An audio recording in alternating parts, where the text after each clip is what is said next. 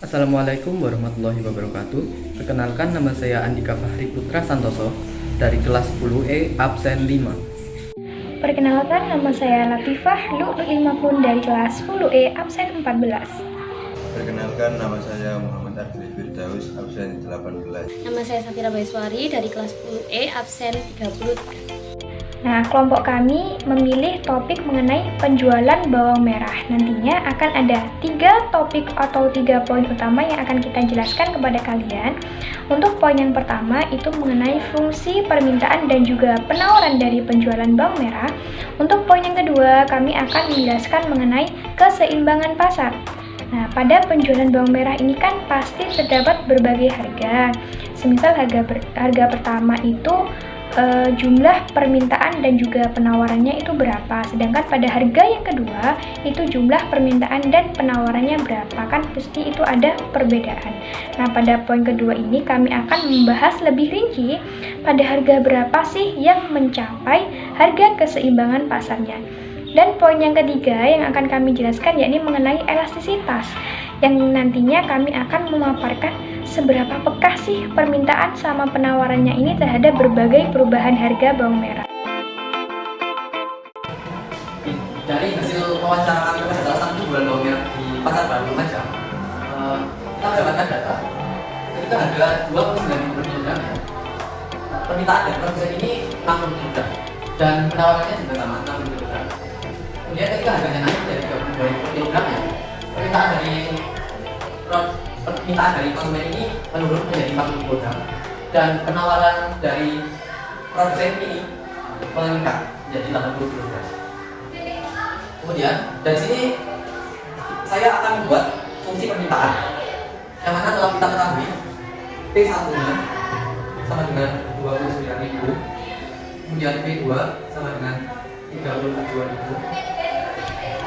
P1 sama dengan 60 dan P2 sama dengan 40. Nah, karena saya akan membuat fungsi permintaan seperti yang telah kita ketahui, fungsi permintaan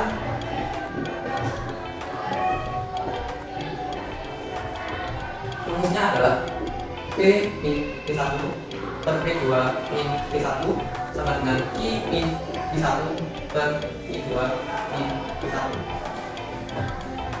Baik, langsung saja kita masukkan angka-angka yang telah diketahui ke dalam rumus ini.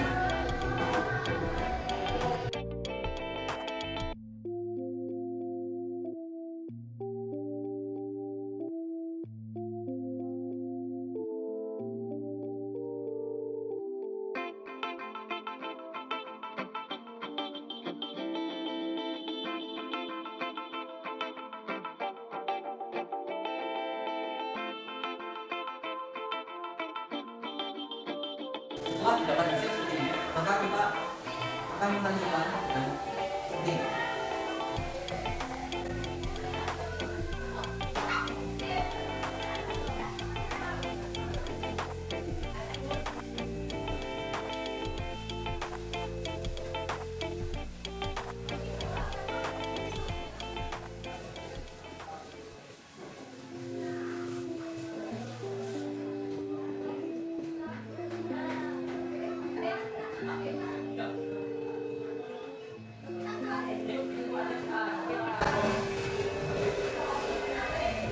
Kemudian kita akan mencari PD terlebih dahulu.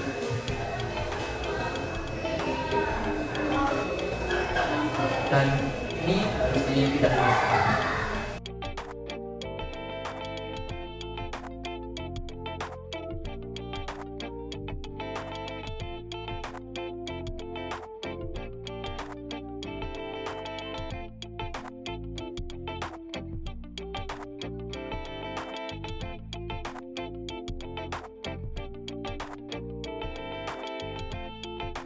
Hasil yang didapatkan bisa menjadi P sama dengan kita harus membagi kedua ruas dengan min 20.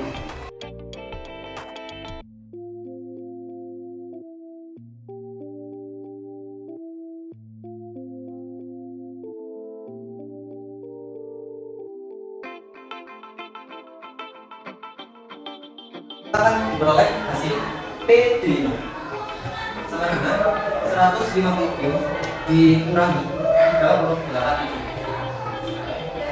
Kemudian untuk mencari Q ini kita masukkan lagi ini.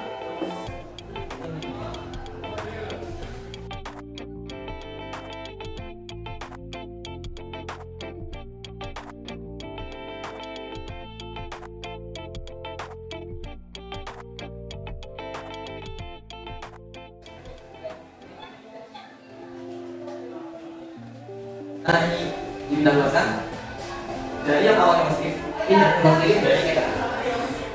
Begitu juga dengan yang ada di luar sana. Jika awalnya negatif, ketika dipindahkan akan menjadi positif.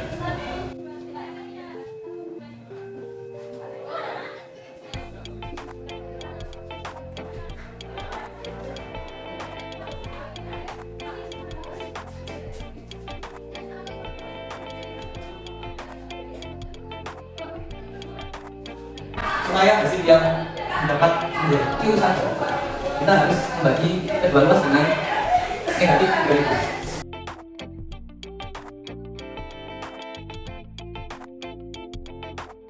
Setelah disederhanakan akan dikurangi hasil 253,33 ditambah 0,066 B.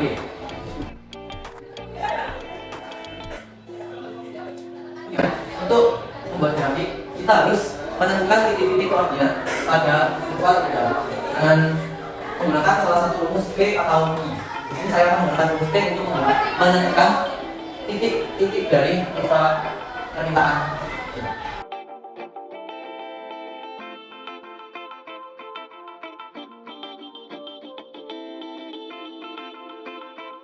Untuk mencari Q, kita misalkan P-nya sama dengan 0, dan juga mencari P, kita misalkan titik Q ini sama dengan 0.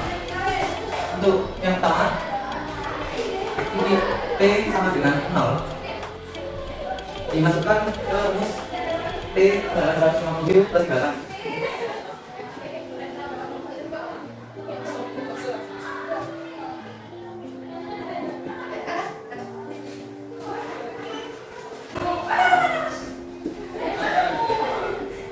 Kemudian kita tidak luaskan menjadi min 150 ini, dan supaya bisa ketemu Q, hasil Q, kita harus bagi kedua ruas dengan min 150.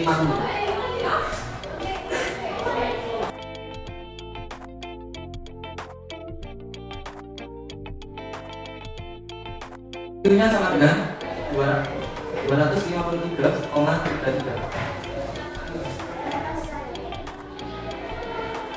Kemudian mencari titik P, Q dimisalkan dengan 0.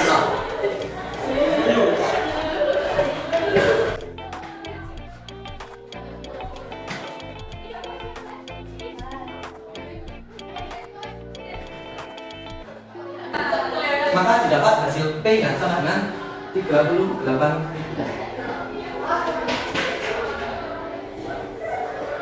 Untuk kurva permintaannya,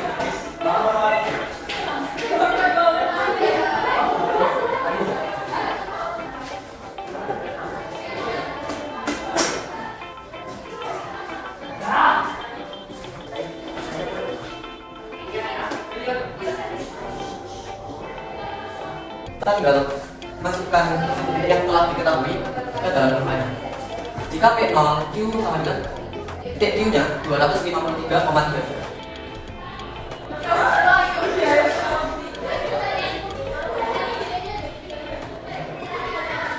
dan P nya 38.000, Q nya 0.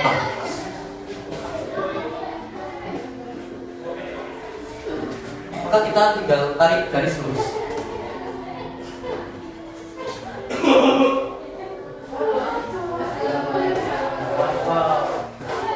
Berikut adalah hasil dari kurva permintaan.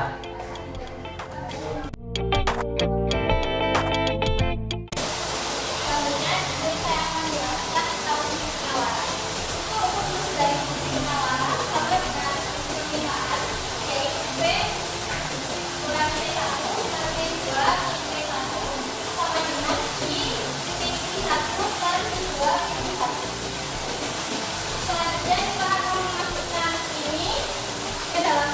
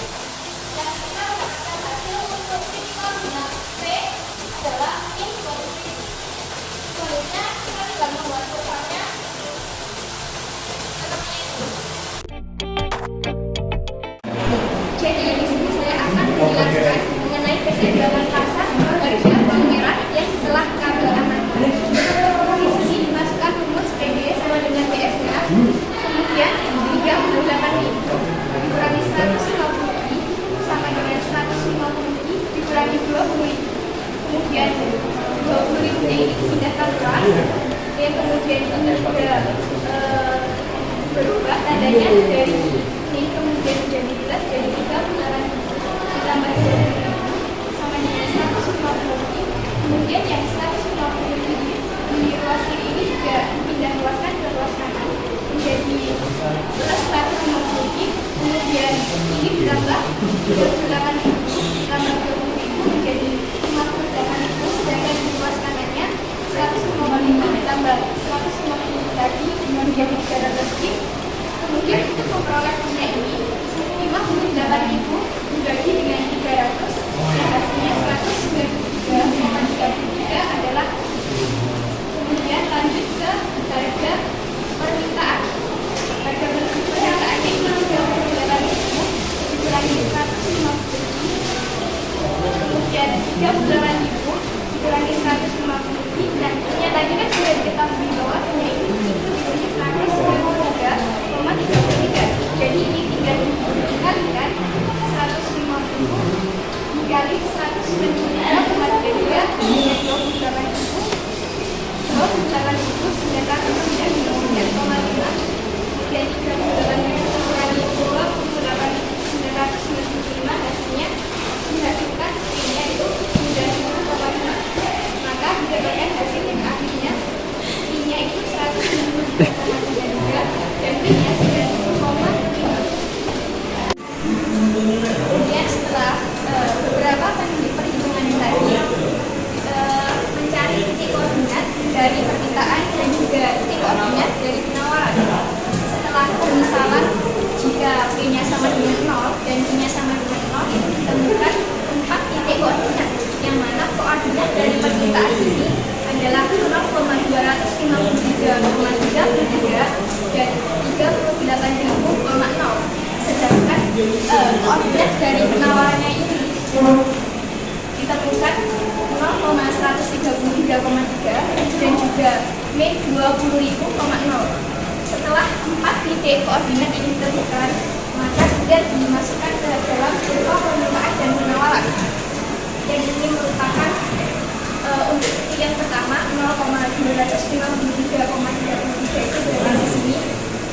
Kemudian 38.000,0 berada di sini, 0,133,3 berada di sini, dan titik yaitu P20.0 itu berada di sini. Kemudian yang koordinat, dua koordinat permintaan ini ditarik garis,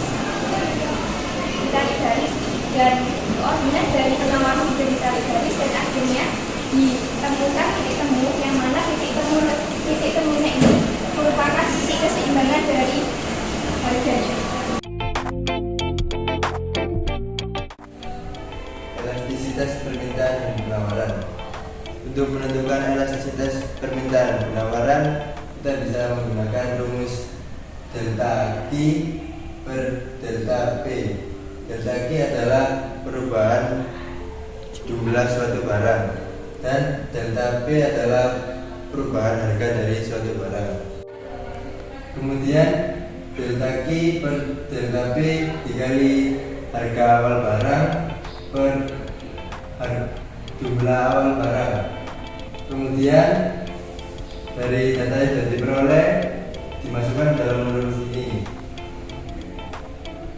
Perubahan jumlah barangnya sebesar 20 dan perubahan harganya sebesar 3.000.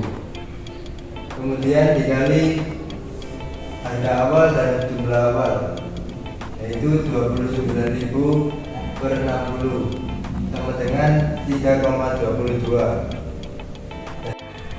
3,22 yaitu elastis, dan berarti konsumen peka terhadap perubahan harga sebesar 1%, sehingga perubahan barang yang diminta sebesar lebih dari 1%. Kemudian untuk elastisitas penawaran ini besarnya sama dengan elastisitas permintaan, yaitu sebesar 3,22, yang mana termasuk ke dalam elastis. Kenapa kok bisa sama? Karena kuantitas dari permintaan dengan kuantitas dari penawaran ini memiliki selisih sama-sama 20. Yang permintaan Q awalnya itu 60, kemudian Q2 nya itu 40. Dan untuk yang penawaran, Q1 nya itu 60, Q2 nya 80. Nah kan sama-sama punya selisih 20 antara kuantitas permintaan dan penawaran. Nah ya, tapi yang membedakan di sini adalah kalau penawaran itu terjadi pada produsen, yang mana elastis dalam penawaran ini, produsen peka terhadap perubahan harga sebesar 1%, sehingga terjadi perubahan jumlah barang yang ditawar sebesar lebih dari 1%. Berdasarkan data yang telah didapat, telah diketahui ketika harga 29.000 kemudian naik menjadi 30.000, pada permintaan dari konsumen terjadi penurunan sejumlah 20. Hal ini sesuai dengan hukum permintaan yang bunyinya ketika harga suatu barang turun, maka jumlah barang yang diminta oleh konsumen itu jumlahnya naik. Tetapi sebaliknya, ketika harga suatu barang bertambah naik, maka jumlah barang yang diminta dari konsumen akan semakin turun. Kemudian pada penawaran, ketika harga 29.000, jumlah yang ditawarkan oleh produsen kepada konsumen ini sebanyak 60. Kemudian ketika harga 32.000, terjadi peningkatan jumlah barang yang ditawarkan sebanyak 20 sehingga menjadi 80. Hal ini sesuai dengan hukum penawaran yang berbunyi ketika harga suatu barang turun, maka jumlah barang yang ditawarkan dari produsen ke konsumen mengalami penurunan juga. Tetapi ketika harga barang naik, jumlah barang yang ditawarkan oleh produsen ke konsumen akan semakin bertambah juga. Di pasar penjualan bawang merah ini kan tidak ada batasnya antara penjual sama pembelinya. Jadi seberapa banyak pun penjual sama pembeli itu tetap bisa masuk ke dalam perekonomian pasarnya. Nah, pada pasar persaingan sempurna ini juga ada salah satu ciri, yakni homogenitas produk, yang artinya produknya itu sama-sama, tidak ada perbedaan di antaranya. Kan di pasar penjualan bawang merah ini kan ya setiap penjual itu sama menjual bawang merah tanpa ada perbedaannya. Jadi produk yang dijual itu sama di antara beberapa penjualnya, atau homogen, produknya itu sama atau homogen, tidak ada perbedaan atau diferensiasi produk yang dijual. Nah, setelah beberapa paparan materi yang kami sampaikan mengenai fungsi permintaan dan penawaran, kemudian keseimbangan pasar dan juga elastisitasnya, di sini saya terakhir akan menyampaikan mengenai jenis dari pasar penjualan bawang merah. Nah, sebetulnya apa sih, termasuk ke dalam apa sih penjualan bawang merah ini? Nah, sebelumnya pasar itu kan terdiri dari dua jenis. Yang pertama itu pasar persaingan sempurna, dan yang kedua itu pasar persaingan tidak sempurna. Nah, kami itu menyimpulkan bahwa pasar penjualan bawang merah ini termasuk ke dalam pasar sempurna. Mengapa?